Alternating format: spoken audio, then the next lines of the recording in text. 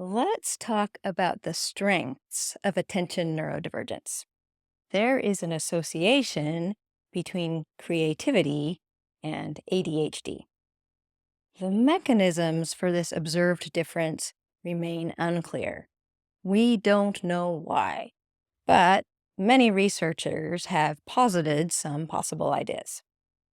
Being defocused on tasks allows attention neurodivergence to make uncommon associations. And some people think that the high energy, the impulsiveness, and the risk taking that come along with ADHD also foster creativity. Real world creativity is about taking in all of the available information and then putting it together in a novel way that is appropriate. Problems begin by being very poorly defined, and then a creative person can come along and take in all of the existing information and organize it into a well defined and novel solution. This is what attention neurodivergents often excel at. And attention neurodivergent adults report more creative successes like writing a book or receiving a patent.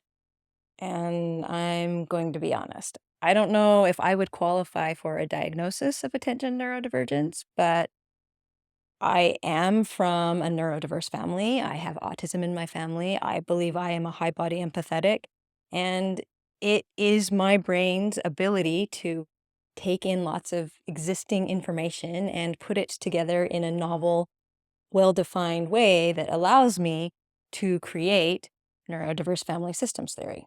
I can feel my brain doing this very naturally.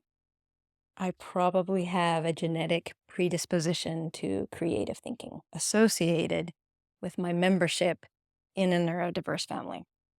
I like synthesizing available information into theories.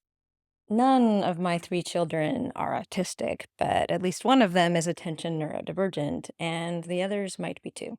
They haven't been diagnosed.